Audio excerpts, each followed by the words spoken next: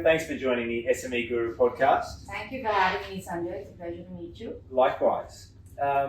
Look, we've had a chance to chat a little bit here before, but give us a bit of a breakdown. What's your background? Yeah. And what's your experience? And I should say we're here in Mumbai, so it's a very special episode. And I've seen, Gujarat. I've just come from Vibrant Gujarat, Right. the investment summit. Mm-hmm. Had the opportunity to be one of the Australian delegates there. Wonderful. I saw PM Modi speak, Yeah. and of course, the Sheikh of Dubai and Ambani and Adani and a lot of billionaires in tow. Fantastic. So lots of energy from the summit, and then coming here to Mumbai, equally a lot of energy, Mm-hmm. and met some great people. You being one of them. So Thank yeah, you. please, It's a please pleasure. I'm so happy that you're having such a good trip thank you. in India. And it's funny you talk about Vibrant Gujarat because I think it's probably now in its 13th or 14th year. And when I used to report with CNBC back in the day, I covered Vibrant Gujarat 3 years in a Wow. row and Wow. interacted with Prime Minister Modi when he was the chief minister. Fantastic. So I do have sort of a special memory of that particular event. But to tell you just a little bit about who I am and what we do. So I own a brand consultancy called the Right. Better Collective. And what that really means is we're sort of at the cusp of business consulting and brand building. Yeah. And we work with consumer-facing businesses, both large legacy businesses. It could be both homegrown companies or international companies looking to come to India, or it could be startups. Right. Generally early stage to Series A kind of startups across everything from say food and beverage, FMCG, Right. hospitality and travel. Health and wellness, which Yeah. I know you have some interest in, so Yeah, I'm looking forward absolutely. to talking about that. Basically consumer-facing businesses. What we do is we consult with brand leadership and startup founders to enable brand-led growth. Right? And that could be anything, and that's not typically how a lot of people tend to understand it, which is like, oh, let's just do some digital marketing, or let's just do a bit of PR. Yeah. It's actually more about creating and using a brand to really get your business out there with the right audience, with the right message, the right positioning, and sort of start to build a relationship with your customer that goes beyond transactions, right? Sure. So that's really what we attempt to do. So we'll do everything from building a brand strategy for a brand new firm. Yeah. What is that amazing thing that you offer that is different from your competitors? Fantastic. What is that amazing thing that you promise to your customer that your competitors can't quite do? And that's the Better Collective. Right. So I'm going to come back to that. I want to know a little bit more because I was Sure. intrigued about your days on television, Yeah. news anchoring, Yeah. CNBC. So tell us where it started, even as far back, Radhika, as when Radhika was a little girl. Oh yeah. Was there what was the dream? Was it to be on television? How did you fall into that role? So it's definitely been a very interesting journey. It's not been a very linear one, Right. which I love because the best life stories happen that way. Correct. So I was born and raised in Bombay, and I was here until I was 17. I went to fortunate enough to go to some really good schools here until 12th grade. Right. But I was always sort of clear that I wanted to go to the US to study for college because, higher education in India, well, now it's changing, but back then it was a lot of, wasn't as ambitious. And I've always been super ambitious It from the always word had go. a reputation. Right. So it was very clear that I wanted to study in the US, but I wasn't very sure of what it is that I wanted to do. I wasn't sure that I'm going to be a banker or a lawyer or something like that. I've always been inclined. I've always been good with words and human psychology and the softer skills of communication and things like that, which now have become very important business skills. But I was always inclined to that because my parents ran a theatre company. Wow. And so I grew up in a very creative environment. Right. And so, yeah, I went to a small liberal arts college in Ohio, in the US, where my world really expanded because I have made some of the best friends of my lifetime over there because they were from every imaginable country in the world. Well, correct. And what that did for me as a person and eventually as a professional is just completely gave me a very global view of things very early on. Right. So that was very exciting. And I majored in political science, right? It was one of those degrees where I enjoyed debating Western European politics. I enjoyed reading Nietzsche, you know, but wasn't quite sure what I was going to do with it, but I enjoyed that process of analyzing information. Okay. And that's what liberal arts does. They teach you how to think, not what to think. Right. And I think that's incredible and it's very underrated skill. And so my junior year, I actually decided to do an internship in Washington, D.C., where I interned with CNN. And I remember as an intern running scripts to Wolf Blitzer, which was incredibly intimidating, but also just, what a start. Right. What a core memory you've made. And they were very encouraging as an organization with their interns because they encouraged you to put together a news package, learn how to do a piece to camera. Obviously, it's not going to air, but you learn the whole process. I've actually been to the CNN headquarters. Oh, you have? I've Atlanta? done the tour in Atlanta, and they have that part where you record a piece to camera. Right? Yeah. So I know what you mean. They really are. I mean, they this was 15 years ago. Yeah. They're a very interesting organisation. Certainly the first in the 24-hour news space. Absolutely. And so that was a really great experience. And I think when the journalism bug bit me, I realized, okay, like this is something this is something that I could be good at. Yeah. It will help me learn a lot about the world. I think that's the beauty of journalism is that to produce a 90-second news story, you have to take reams and reams of information and kind of analyze it and tell people what's important and why it matters, and very articulately and somewhat entertainingly, right? Yeah. So I found that very interesting. And then ironically, after graduation, I came to India, and this was around 2001. And I was just visiting family, not quite sure whether I'd stay on in the US or come back. And I was exploring opportunities here. Thankfully, that was the moment when the media boom was sort of taking off in India. Right? Suddenly you had so many private broadcasters, you had new news channels sort of expanding within the country. So it was sort of a watershed moment in India. Fantastic. And thankfully, it sort of aligned with my own career, and that's when I sort of applied to Television 18 CNBC in India. It was the original group of reporters and anchors, and it was promoted by Raghav Bell, who is now a media stalwart, you know. And so that's how I kind of began my journey. I was reporting with them for about 4.5 years, also anchoring 3 primetime bulletins, lived in Delhi briefly while I did that as well. And thereaafter, I moved into content creation and direction, because while I was a journalist, in the evenings, just because I was always an overachiever, I just wanted to learn more things, right? And so I was producing magazine format programming in the evenings just for fun. Right? And so I made a show on personal finance, made a show that was called Managing India, where we spoke to top corporate CEOs.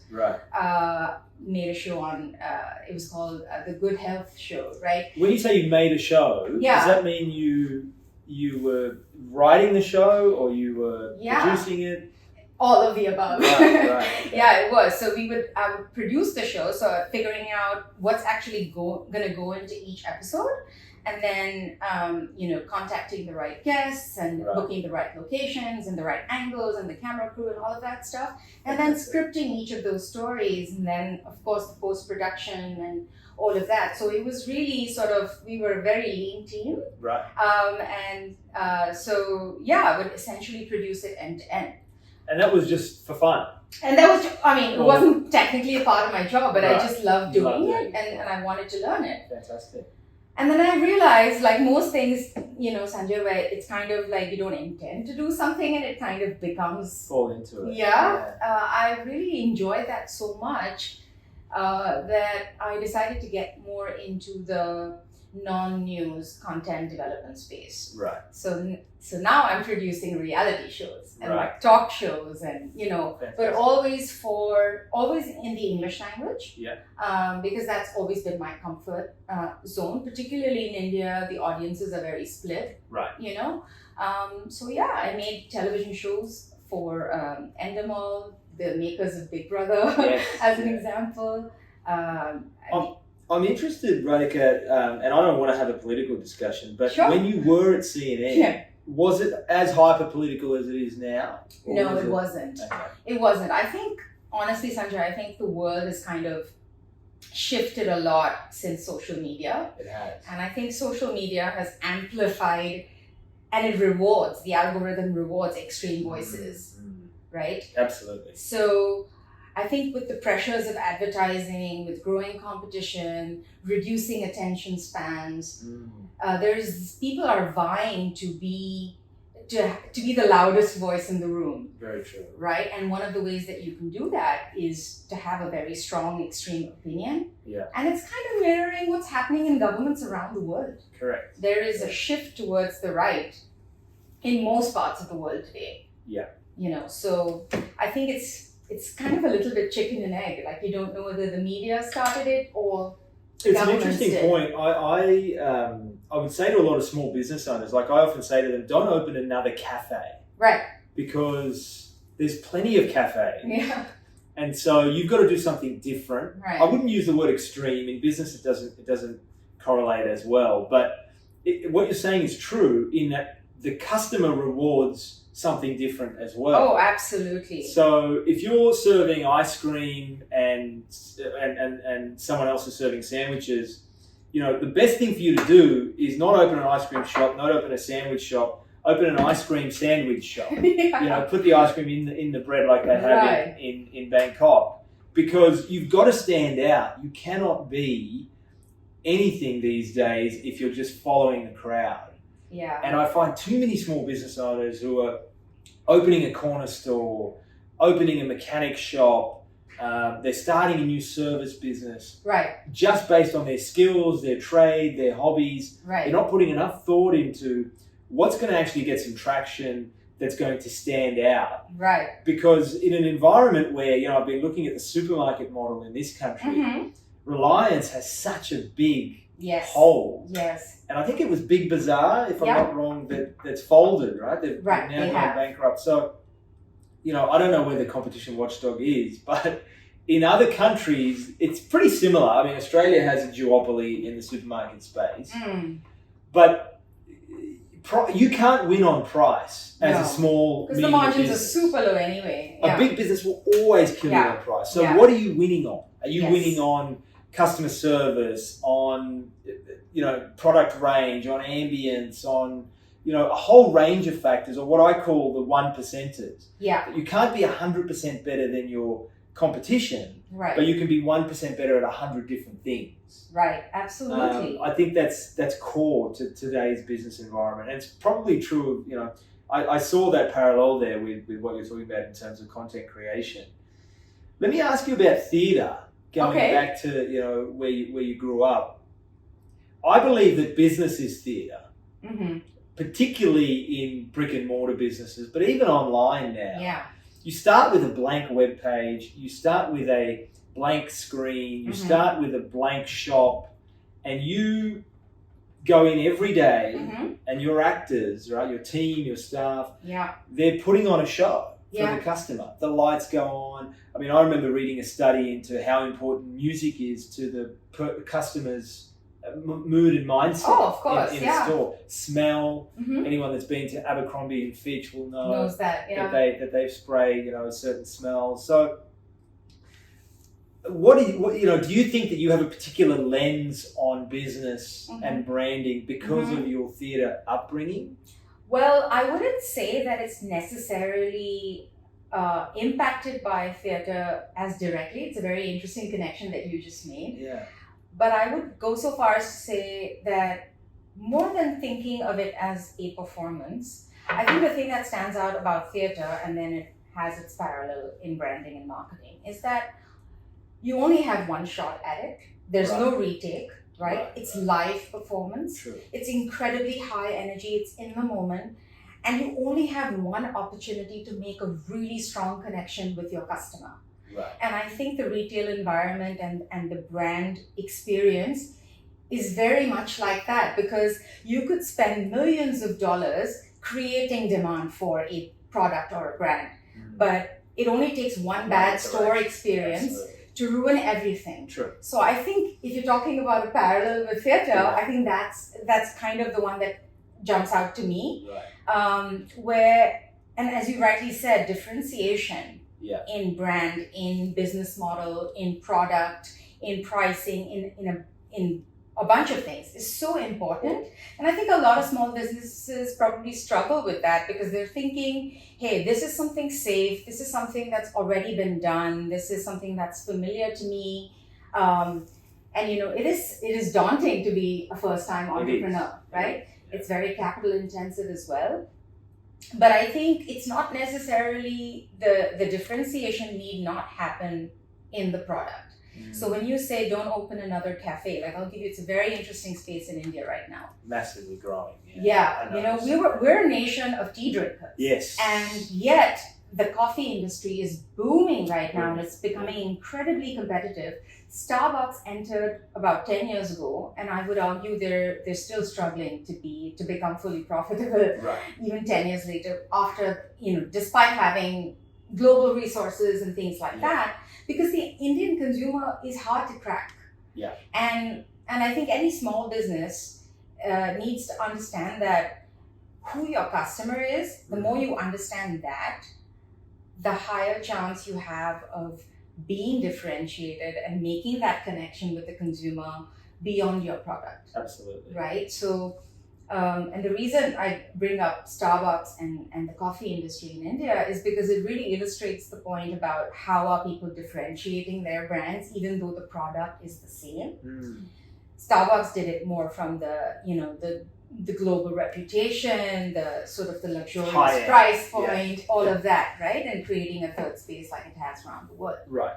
But then you've got Blue Tokai and you've got Third Wave Coffee and a lot of these new entrants. I've noticed them, right? They're all VC funded, and there the promise is more about quality coffee, single origin estates, beautiful packaging, great cafe experiences, and food is so important. Yeah. Somebody who goes for a cup of coffee with a friend, if you and I went to a cafe here in Bombay, it's not just about the coffee. Correct.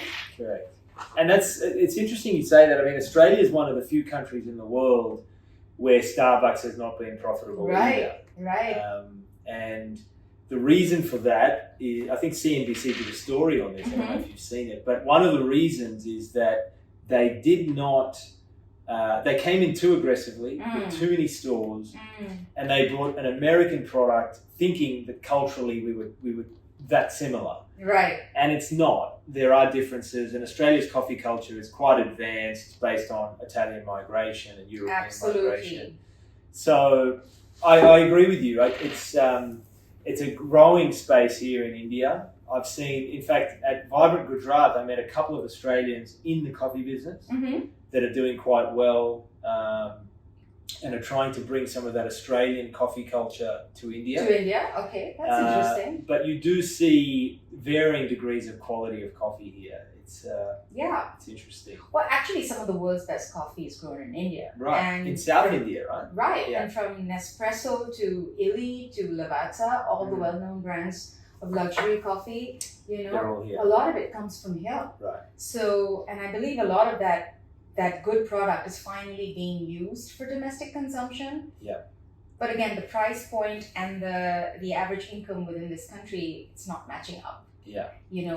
It's going to be interesting to see how the consumer takes on, this category. I remember reading, so Howard Schultz from Starbucks, when he started Starbucks, people thought he was crazy. Yeah. because a $6 small coffee, and it was probably $4 back then, it is now $6, it was more expensive than everywhere else. Right. It was, the quality was better at that time. You've lived in the US, American coffee has varying degrees of quality.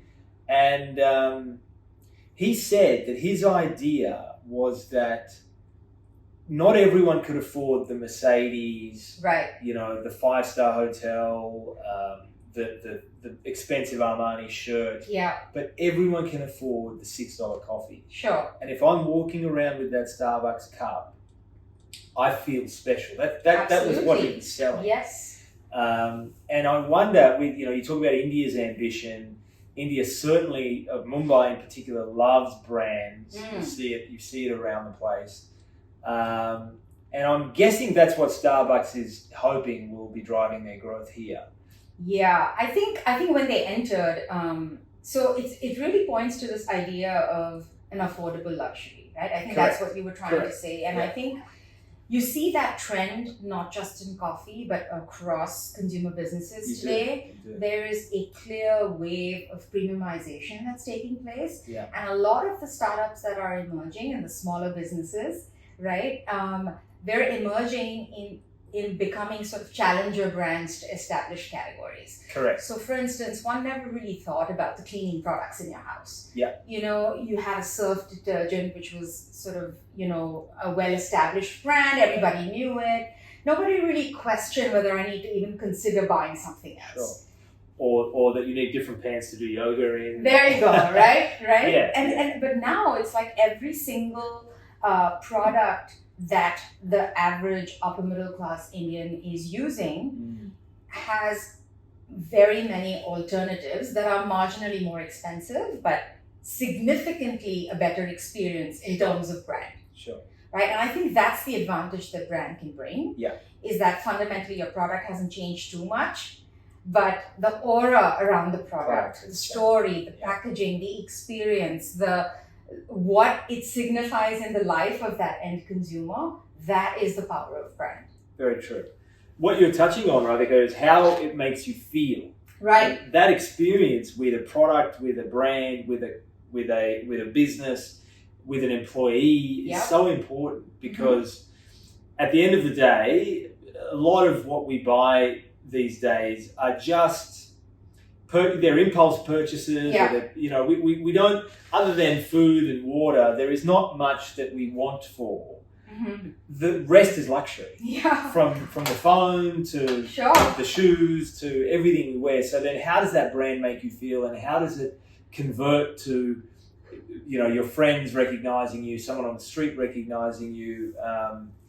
So that space is marketing geniuses like yourself have really captured that idea and been able to run with it. And I would say, Sanjay, honestly speaking, I think it's just the tip of the iceberg in India. Right. I think this notion, this understanding of brand that I've just explained to you, I feel like that's still very nascent in India, because this consumer brand explosion is like 10 years old. Yeah. Right? And so far, people have gotten away with not investing too much in brand just because the product was novel.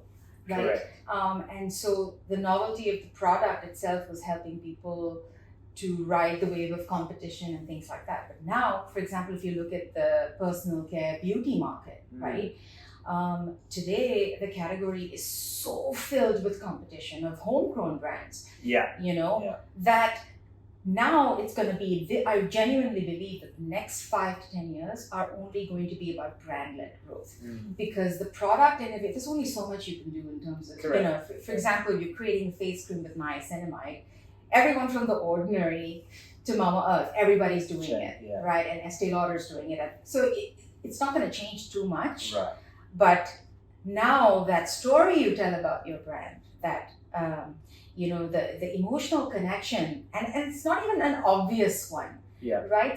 I think it was really interesting to me is consumer psychology and how it plays into brand and marketing. We think that we're incredibly logical when we're buying something, right? And maybe we are when it comes to, really high involvement purchases like cars and things like that. Yeah. But for most products, we think that we're evaluating benefits and price and quantity and things, but no, we're really buying from a gut feeling or Absolutely. like an emotional reaction. Absolutely. So the only way that customers are going to be able to even tell the difference between you and a competitor and then remember you and then buy from you once and then buy from you again is going to be through brand. Absolutely. I mean, you make me remember I think it was Burberry and a lot of the brands do this. Their price point is of a premium price point. You walk into the store and you see a $5,000 jacket and an $8,000 purse and $3,000 shoes. The best-selling product in a Burberry store is the little toiletries bag that's ridiculous, $400 or $350. You know, it's still ridiculous for a toiletries bag, but it's their best-selling product, high margin, and it's comparative pricing. That's what's happening here a lot as well. I'm seeing. I was in Phoenix Market City yesterday, taking a look around, and you do see the more expensive price product and then 40% off, you know, one day sale. And I think when you're in that environment, you've just taken your kid to time zone, you've just had a meal. You're not going to buy the really expensive, I don't know, 20,000 rupee thing. But this thing looks okay for 8,000 rupees. It's on sale. You know? Exactly. So those consumer trends, I guess there is a bit of a time lag, right? These ideas have worked in the US and Australia and the West for a long time, and you're now seeing them work in India. Do you believe that there's a uniqueness to the way that Indians are doing brand? And Mama Earth is a great example that you brought up. I want to talk about Mama Earth actually. Do you believe that there's a unique offering that the Indians have, I guess, come up with in certain categories, or is it kind of plug and play from other markets? So I think it's a combination of the two. I think, yes, you're right, there is a lag. Like I said, we've only just started.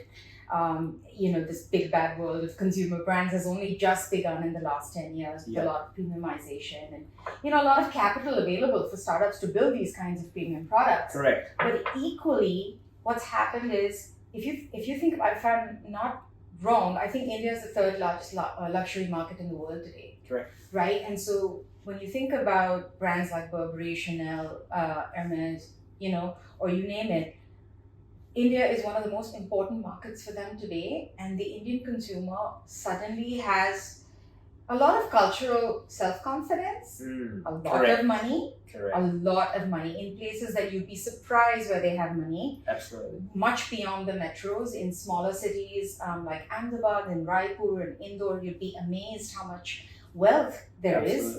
And more importantly, there's a lot of aspiration. Correct. Right? And so there's a lot of consumption of social media, movies, travel. There's an opening up of the mind to other possibilities. Indeed. So on the one hand, when you talk about established brands like luxury brands, it's a very similar model that it's kind of a little bit plug and play. But what's interesting is even luxury brands are creating curated collections for Indian occasions and creating products at certain distinct price points or keeping in mind the weather conditions in this country. And one of the biggest changes has been the price parity, right? Because the only way for Burberry to sort of exist here is to make sure that a trench coat I buy at Palladium is the same price as a trench coat I buy, in London. Correct. Otherwise, because the kind of consumer that's buying from you is anyways traveling to London like 3 times a month. Correct. So those kinds of things are very plug and play a little bit. But the Indian consumer is notoriously difficult in the sense that we like everything global, but we also want to be treated specially. Because we're different, right? And I think, McDonald's is a great example of this. When they came to India, it was, the assortment of vegetarian burgers at McDonald's in India is incredible. It is. I've witnessed it myself. And the drinks, the beverages are different to what you get overseas. Right. Domino's has done the same thing. You know, there's so many Domino's stores in various cities in India that are only vegetarian because the neighborhood around is strictly vegetarian.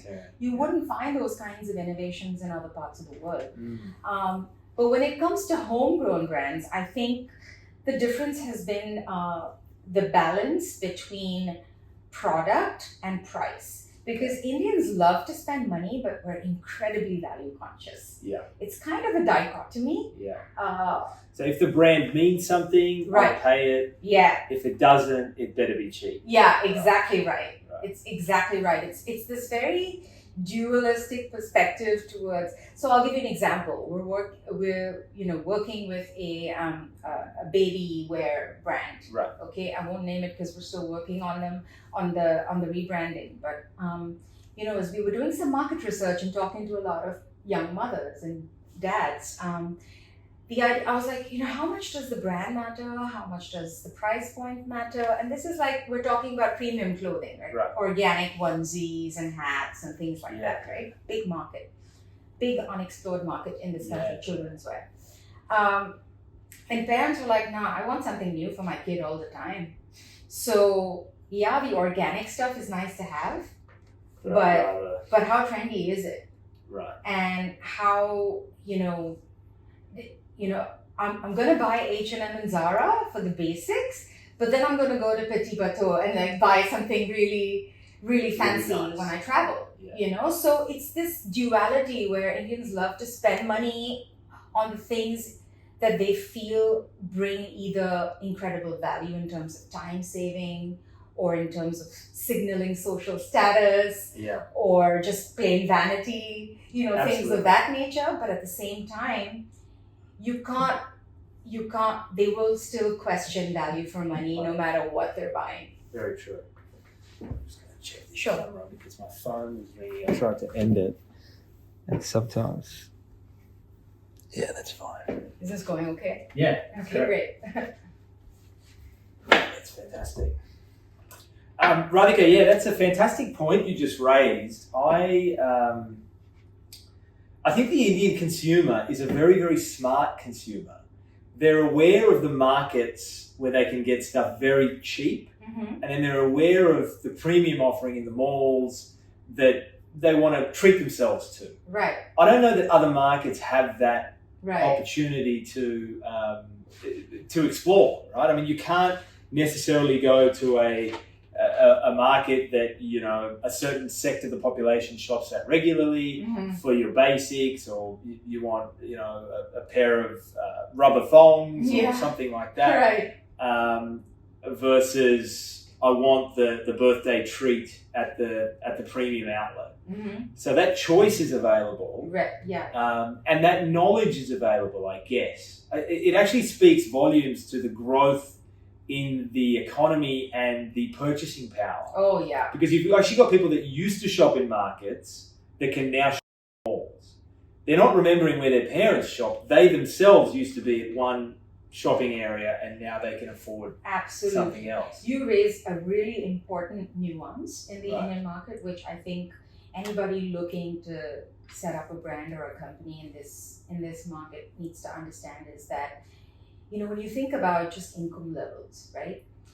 If you make 10 lakh rupees a year, you're in the top 15% of this country, which is shocking if you convert it into dollars and you compare or even if you look at it from a GDP perspective, right? Like a per capita GDP perspective, it's like the top 5%.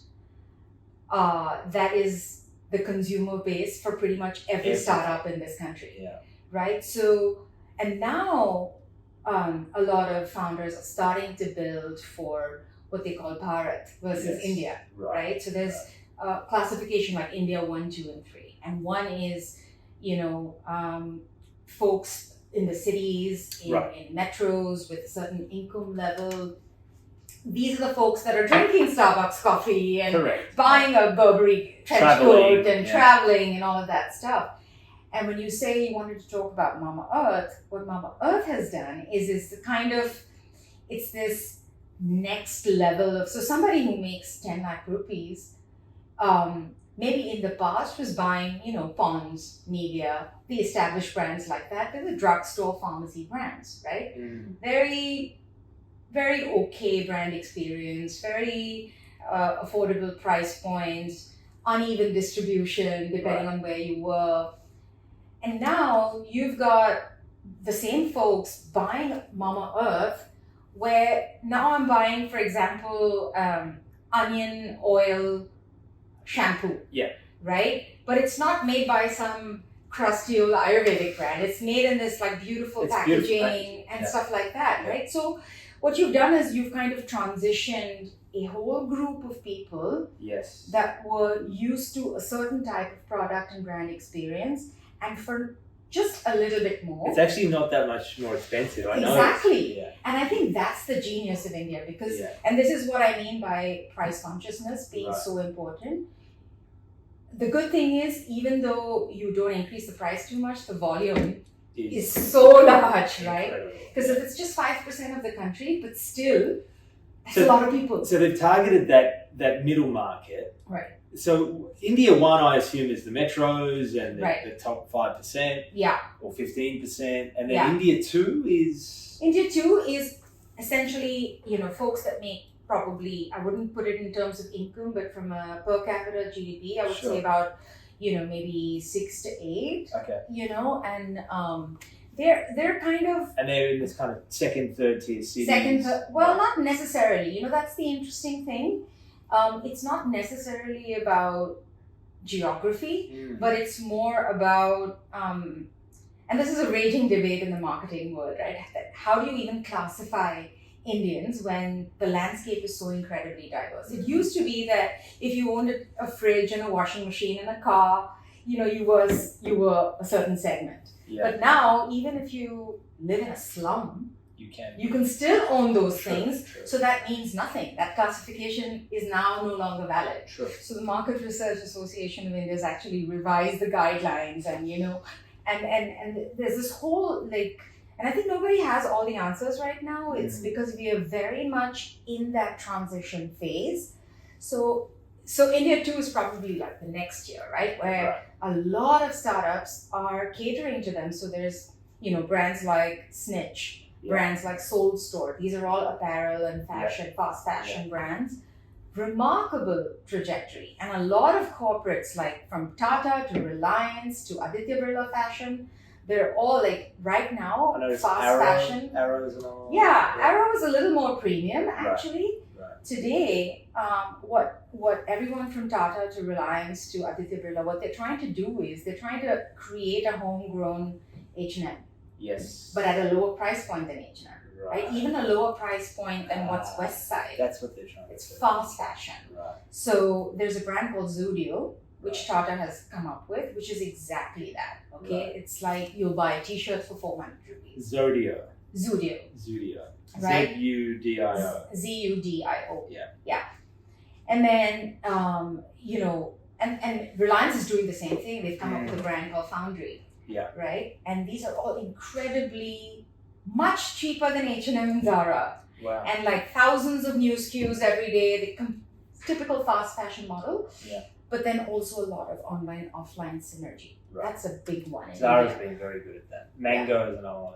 Well, Mango doesn't do that well in this country, to be honest. No. Mango's not very... They're still growing, I think. I mean, overseas, they're really... They're starting, really good, They're starting to hurt Zara in certain markets.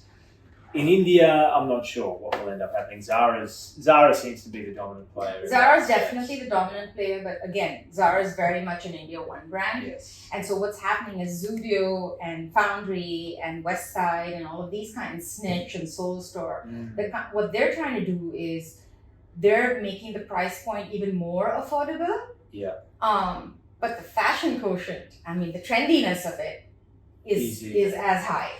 You've raised an interesting point, Radhika, which is, for the brand that's entering India, you cannot, we spoke about some brands that are plug and play. Right.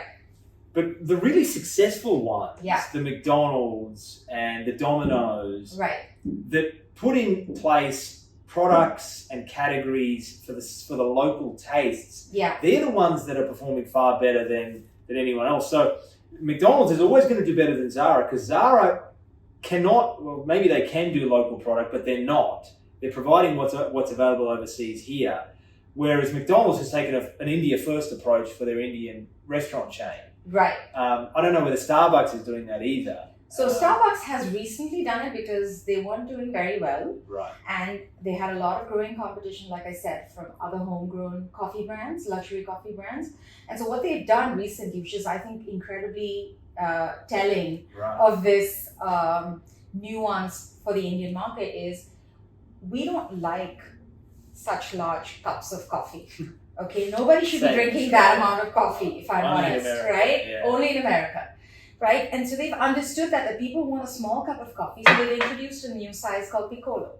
Right. Right? And then the other thing that they did, and that's also at a lower price point, again, because the 400 rupee cappuccino can only get you so far in India, right?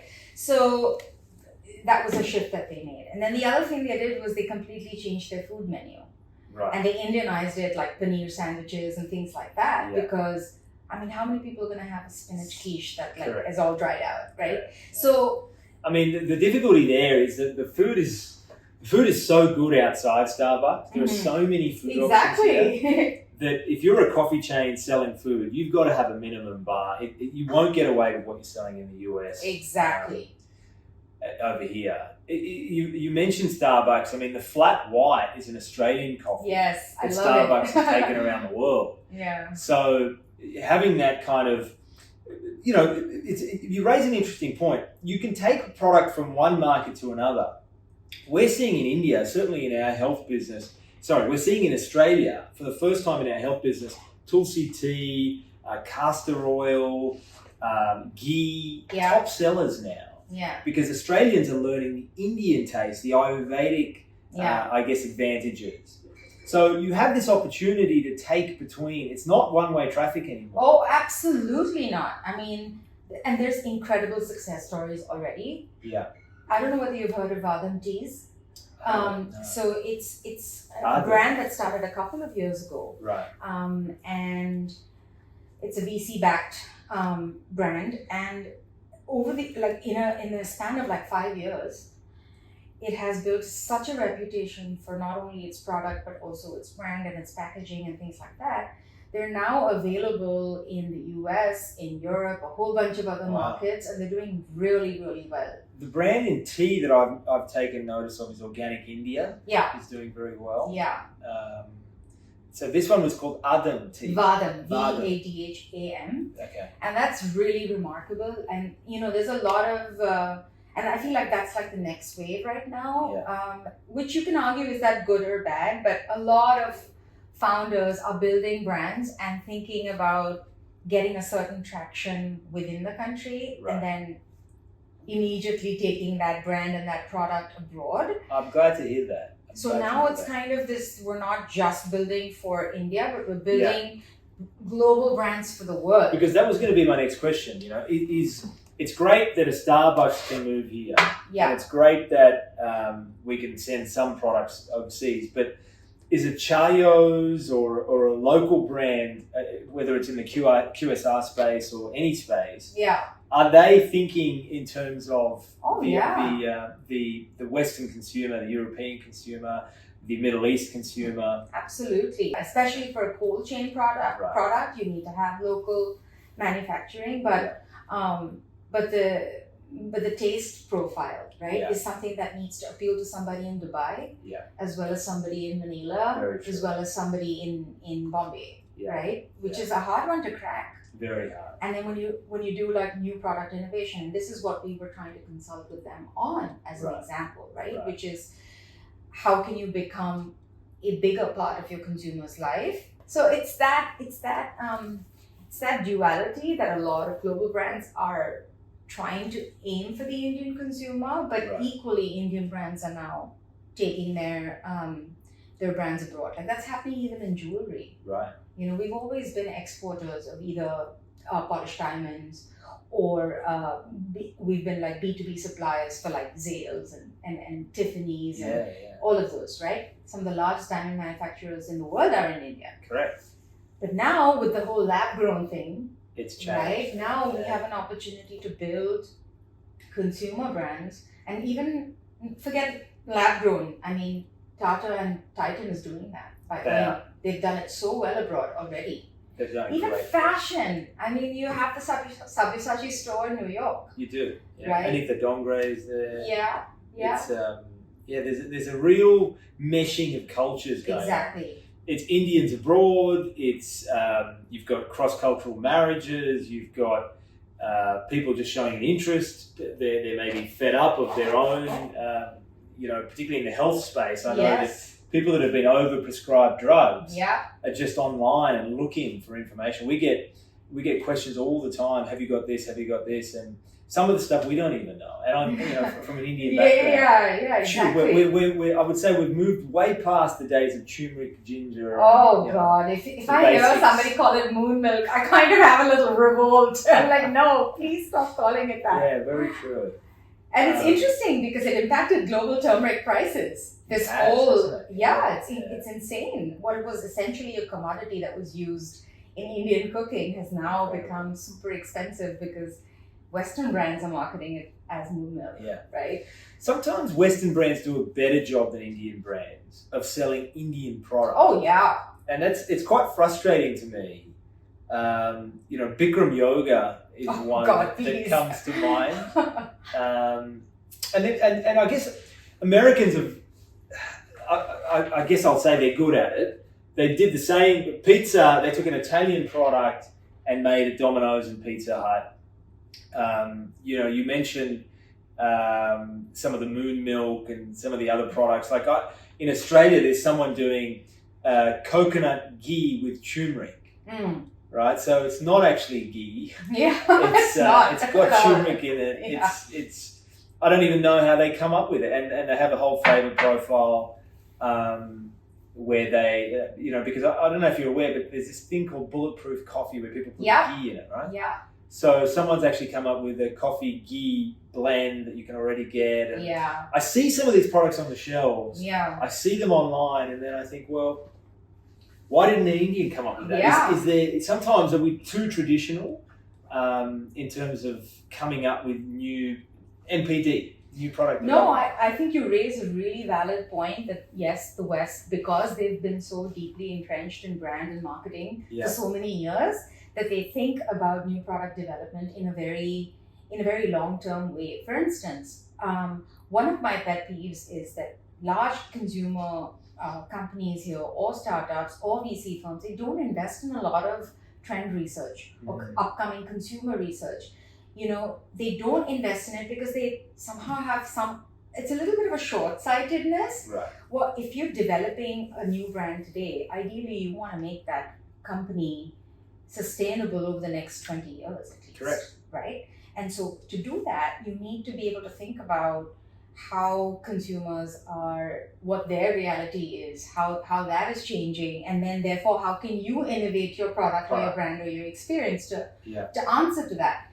But that requires a commitment to understanding research, to consuming research. And I think that will now slowly change because, as I said, until now it was kind of the bare minimum that was being disrupted. Yeah. And now as we become more sophisticated consumers, as the startup ecosystem also becomes more sophisticated, as capital becomes more widely available, things of that nature, I think it's a matter of time where people will start to understand that product innovation can also just mean format innovation, or it can also mean so many other things. Sure. Yeah. And I think the older people, I will use that term regardless of age, but older in thinking around brand or NPD, to be fair to them, I mean, the pace of change is so quick with the internet and with mobile phones. It is. That it's hard to understand that, this Indian kid hates turmeric milk, but will try moon milk 3 years later because someone marketed it to them. Yeah. Someone didn't drink coffee. They swore they hated it. Now they're in Starbucks because of the free Wi-Fi and it's cool, and they can put an Instagram story up. Right. There's a real changing of I guess the mentality of the consumer at such a pace Yes. that it's hard to keep up. And I'm not certainly suggesting, Sanjay, that we jump on every trend, right? That's No. a very irresponsible way of doing business.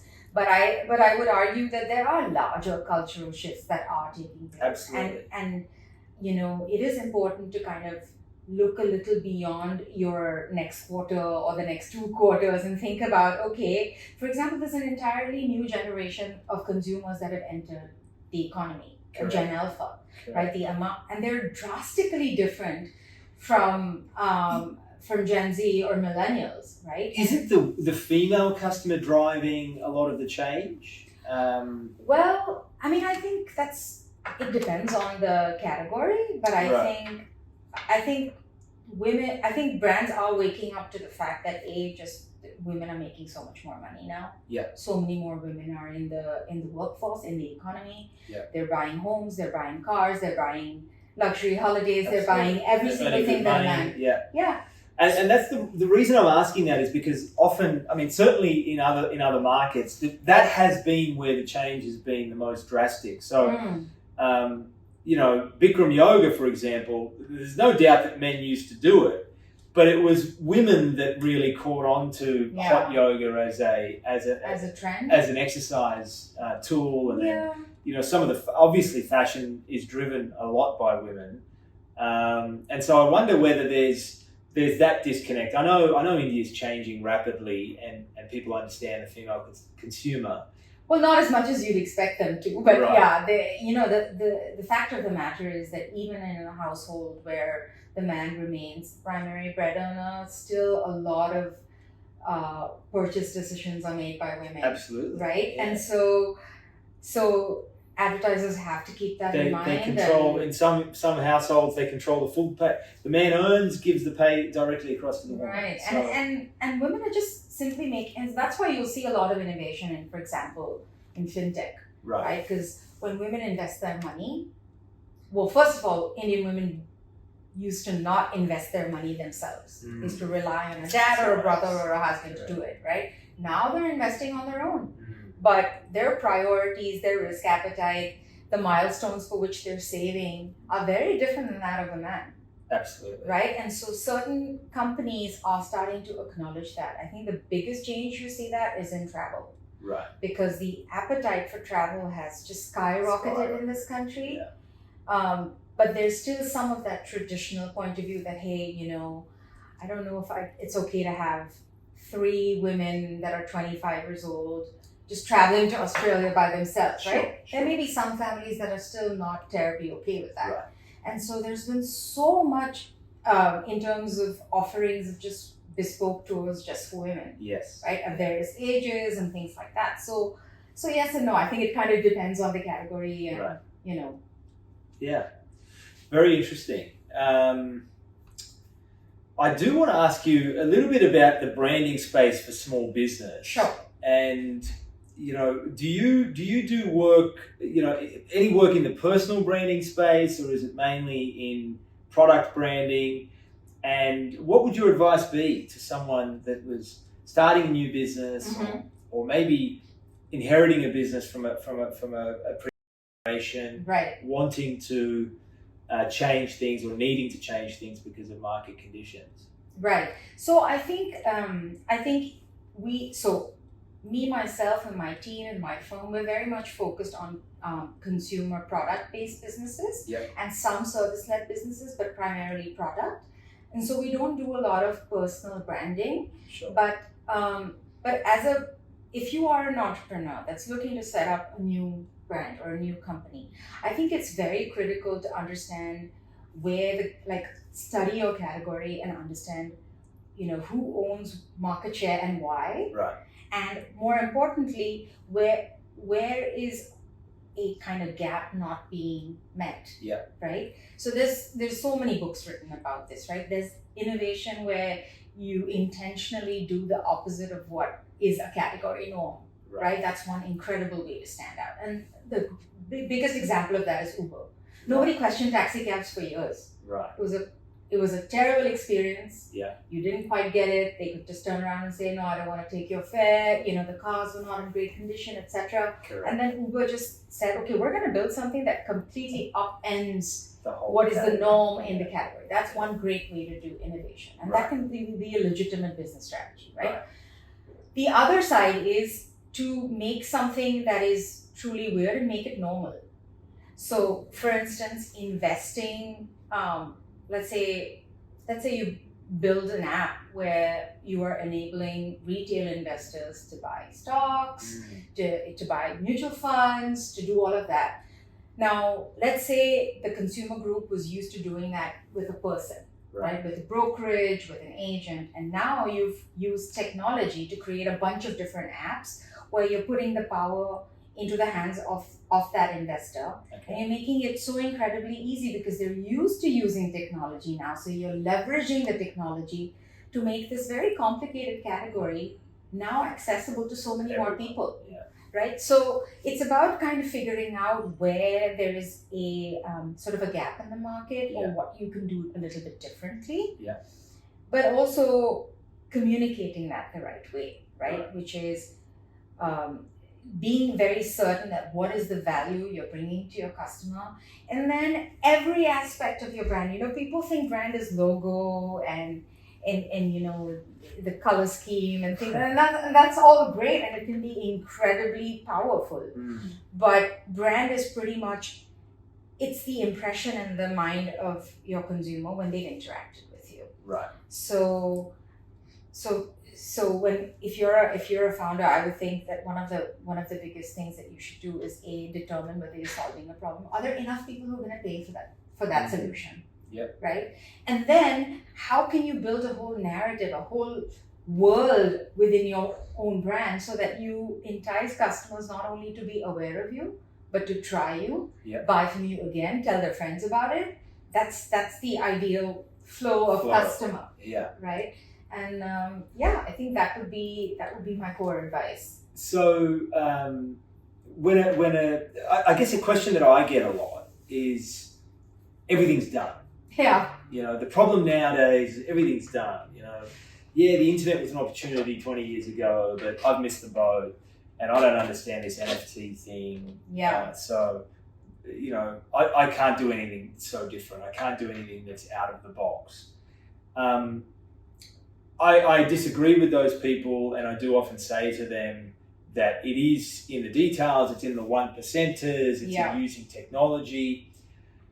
But if I was to play devil's advocate with you, is there a portion of what they're saying correct? Are they 1% correct in that are a lot of things done? Are we reaching a saturation point, particularly in certain categories where it may just be easier to enter a new market rather than try to innovate in this market that you're in?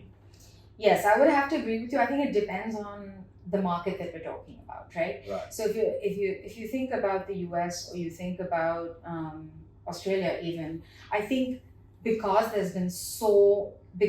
those are mature markets and so much of business and branding has already taken place over the years and consumers are already used to a certain level of product and experience. Sometimes it is easier, and that's why the large conglomerates are coming to India. Sometimes it is easier to just enter a new market. However, I do feel that, despite there being, for example, 10 different, I think what founders need to stay away from is don't build a Me Too brand, right? If you're just gonna say, hey, you know what, I'm gonna build another brand of, say, almond milk, right? And I'm just gonna say that it's got 15% more real almonds in it, and it's gonna cost, say, $1 less than what the competitor is selling it for. I mean, fine, you'll get a few trials from that, but that's not a business plan. Right? And so I think a lot of founders fall into that trap simply because they feel everything's taken. They're like, oh, I'll just do it better. But if you're just doing it better, how? How are you making it better? Is it that you're saying, okay, now are you saying that maybe flavored almond milks or almond milk desserts? Or are you saying, almond milk skincare, or I don't know. I mean, I'm just brainstorming here, but correct. you can still take a category that seems to be done, and start doing some lateral thinking to see where could this be in the next 5 years. And we have to understand that all of the products that we use so casually nowadays, that demand was created. Orange juice, milk, very basic American breakfast staples, absolutely, are the result of huge agricultural lobbyists marketing efforts, marketing it endlessly. Flakes, So and arguably not every business has the power to kind of stay in business for 10, 15 years to be able to create the demand, but the right brand building, the right marketing, the right influencers, the right mix of product and price can give you an advantage. Right. If you just kind of get a little lateral about it. Yeah. No, you mentioned a great thing, Radhika. I think it's very important for businesses today to understand exactly what their product and category is. You can't really just enter a new market and expect to be an innovator. You've got to have deep knowledge around that product. Maybe one of the ways for some business owners to start, if they're looking to start in a new category or it's a new person that's never run a business, is actually to do some trading. And what I mean by trading is you buy in one market and sell in another. And when you're doing that, what you're doing is, whether you're a retailer or a wholesaler or you're selling online, you're actually using your business skills to grow something, to sell something. There's no product skills, there's no marketing skills, there's no MPD. It's all your ability to buy and sell, which gives you then the knowledge to go and create a new product or a new brand. I think that's so important for new business owners, because the question I always get is, I want to get into business. I've got a job that I hate. I want to get into business. Right. And, they want to go from step 0 to 100 straight away. Whereas there are some business nuances that are better understood. And once you're selling this cup, then you know that, okay, you know what, I bought it for $1 and I wanted to sell it for $2, but I could only sell it for $1.50. But I noticed the red cups sell better because there's lesser of them. Right. You're starting to change your knowledge around that product. And there are people with so much deep knowledge in categories now that if you're not at that level, you're not going to be able to compete. It is very difficult to I think get the momentum that you need, particularly for a small business and a new business. And I think another challenge with small businesses is also not just coming up with the product, but people try to do everything themselves. And I understand that temptation because it feels wasteful to take very limited resources and give them to folks from the outside. Correct. Right? But the fact of the matter is, you can never scale a business if you're going to do everything yourself. You have to trust people to kind of, you want to create systems, or you want to create, by all means, have a bird's eye view of every aspect of your business.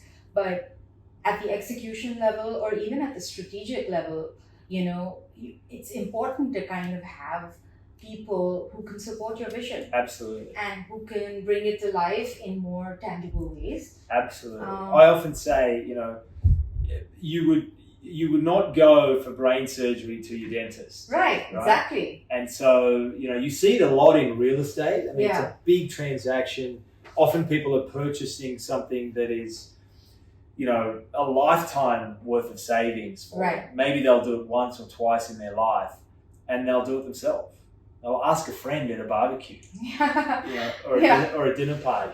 Right. That's not the way to spend millions of dollars or start a new business. Go to an expert. Go to someone like yourself at the Better Collective. Get the advice that's needed. And you actually will save yourself money in the long run. In the long run, exactly. I think so important. Business just has, with entrepreneurship at any level, right? Large, small, new, recurring.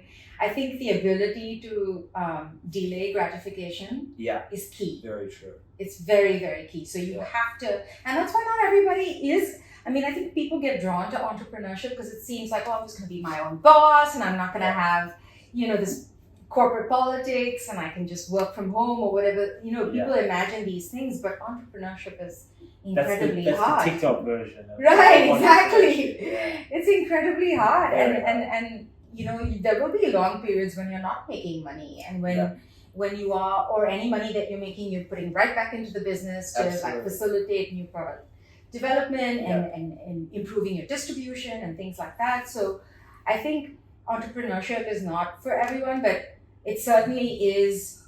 I think if you have a vision, there have been so many stories of people who started with, you know, like I forget the woman's name, but you know, the brand in the US called Swell. Yes. They made the bottles, you know. Yeah. I mean, that's an incredible story of how initially she was just selling out of her home in like a 1-bedroom apartment somewhere, and you know, bit by bit they started, and she pretty much created that category. You know, today there's so many brands trying to sell premium looking bottles, right? Yeah. And I mean, who would have thought people would have bought a bottle for $65? You know, that's insane. So this is what I'm saying. You create. It's funny because the gift I've got for you is actually a premium drink bottle. That's hilarious. It's an Australian brand. Oh, that's so funny. It's funny. Yeah. Okay, let me ask you a couple of questions just to close up here. So, just some advice questions. Sure. What would you do? So, what would you recommend to a brand like Dabur? I think that's how you say it. Dabur? Dabur. Yeah. Dabur. Yeah. Which is, if I'm not wrong, it's an old FMCG brand, cheap from the market perspective. Yes, definitely mass oriented. Yeah. And every household in India probably has one of their, or has had one of their products. Yes. Not great looking packaging, not great branding. Yes. But been around forever. It feels like. Where would you want to take a brand like that? Where would you see? Oh, I love this question. I think, you know, this is actually one of the most interesting challenges for any brand builder. Right. I think because, you know, the good thing is you already have inbuilt advantages in terms of brand equity, in terms of product manufacturing, in terms of distribution, your operations. You already have a lot of very core business fundamentals in place. Right. This is where, as a company, you need to start to understand how your target audience has changed over the years. Yeah. And not just your target audience, there are peripheral audiences as well. Yeah. Right? Be it the next generation from that same family. Yeah. Or you know, so the idea is to really, what I would do with how I would advise a brand like that is to think about how some of their existing resources and ingredients can be formulated into new products and create new categories or new brands that address very different challenges. Right. Because it's very easy today to create a private label brand. Yeah. Right? Or to create a sub-brand where both brands can coexist. And a lot of Ayurveda companies are doing this, like Baidyanath. Right. Okay, Baidyanath is like your OG Ayurveda, very, you know, what your grandmother used. Very simple, old school. Is Patanjali a competitor to them, would you say? Patanjali is a competitor to everybody. It feels like I'm not really sure what their positioning is because they just do everything, right? Now they do, Yeah, I mean, it's ridiculous the number of SKUs they have. Yeah. But like, for example, a lot of established Ayurveda companies nobody wants to buy ashwagandha from Baidyanath. Like a person like me is not drawn to a brand like Baidyanath because it just feels very low end. It doesn't reflect who I am. Who you are. Yeah. Right? And now they've come up with a brand, a sub-brand, where they're reformulating ashwagandha, where earlier they would have sold it, for example, as a powder. Now they've created the format where they've made a capsule or a tablet, changed the entire branding, the packaging and things like that, selling it at a very different price point as well, where you're attracting a different set of consumers who's not had any experience with Ayurveda in the past, but is curious. Right. And they want to dabble with Ayurveda, but in a way that feels safe to them. Okay. Right. So this is exactly the kind of innovation that a lot of legacy companies, in my opinion, need to do, which is don't drastically change your business because that is hard earned, But that same supply chain, that same manufacturing capability can now be reutilized in different ways to capture a newer audience. So it's interesting. So you're saying someone like Dabur, right? Is that Yeah. right? So you wouldn't leverage their existing name. Yeah. Oh, yeah. Because it's got connotations that are too strong. You would do a sub-brand under a new packaging. Yeah, so that's where brand architecture matters, where you can say from the house of Dabur, right? Because in any Indian's mind, Dabur is like, it's like Tata. Like everything that comes out of Tata is like, okay, you just trust it, reliable. Right? It's reliable. Yeah. So this is hard-earned brand equity, right? So you're not going to let go of that. Yeah. But do you want to lead with that? Right. Maybe not if your audience is a little bit different now and your offering is a little bit different. So this is where brand architecture matters a lot. Okay. The other strategy that they're using right now is simply to acquire brands, smaller brands, that either threaten their core offering. Yes, I've noticed that. A lot of acquisitions. Yeah. And keep the team in-house, keep the founders on board for a number of years, and let them build it out, but you own it anyway. Right, exactly. And so it's kind of a mix of the two. You know, a lot of large corporate FMCG players in this country are exactly doing that. They're building their own brands. Yeah. I mean, they have the legacy brands, and then they're creating newer brands. And that's been the case overseas as well for a long time. FMCG is very well known for big brands just gulping up the small ones once they reach a certain level. Right, absolutely. Okay, that's a great answer. Thank you for that. The next scenario I've got for you is if an Australian business wanted to come and set up something in India, and it might be an American, a British business, in whatever product category. I mean, let's say that it's, honey or something similar, something that maybe competes with Dabur, so that we can think along the same lines. What's a key Dabur product? Honey. Honey. Okay. Yeah. So let's say it's Chyawanprash. Okay. Let's say it's an American, Australian honey brand. How would they, other than sticking a big American flag on the front of the bottle, how would they be best suited to come over here? Because sometimes you're dealing with, obviously the large brands. I think McDonald's, when they entered here, already had brand recognition. Coca-Cola, people knew that there was this thing. It wasn't Thumbs Up, and it was Coca-Cola elsewhere. If you're an unknown overseas brand, how do you suggest they enter the market? Well, I think it sort of depends on what the ambition of the brand is. But first of all, they should hire me. Second, no, I'm just kidding. No, I'm just kidding. But step zero. But no, I think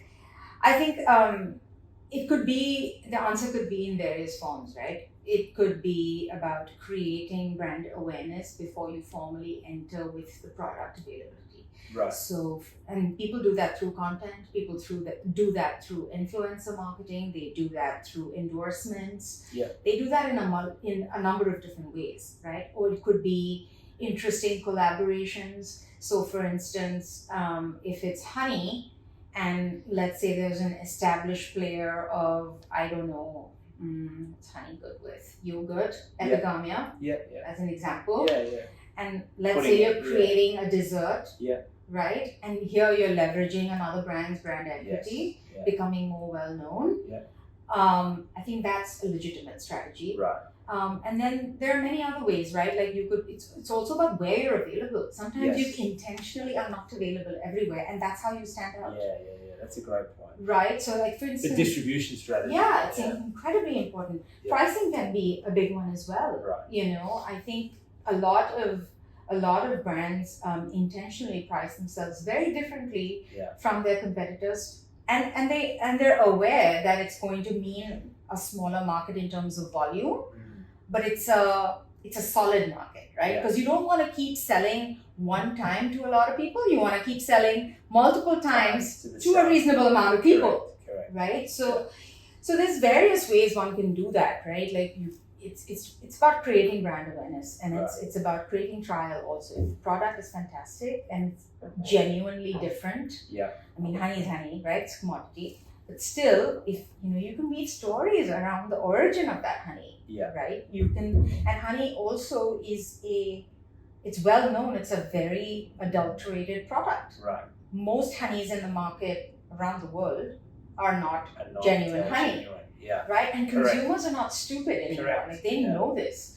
So it depends. If you want to become a sort of an activist-ish brand, you can also champion that cause about purity and certifications and all that. That's actually one of the things that made me think about it. When I was walking the shelves in the supermarket, you see that a lot of the product is pasteurized, not real honey. Looks like honey. There's color added, there's artificial sweeteners, the consistency is messed with using certain chemicals and all of these kinds of things. And I think, so it is a combination of, what your inherent product strength is, what your inherent brand strength and value proposition has been in another market, because you can't change the proposition completely. You can't. Because then the consumer's confused. Yeah. Right? That's right. Because they may have already heard of you in a different market. Yeah. So I think it's about determining where you can have an in to be able to break through the clutter of information that a consumer has faced. How can you grab their attention? How can you get them to pay attention to you for even a few seconds? Yeah. And do that over time, cultivate that consumer over time. Yeah.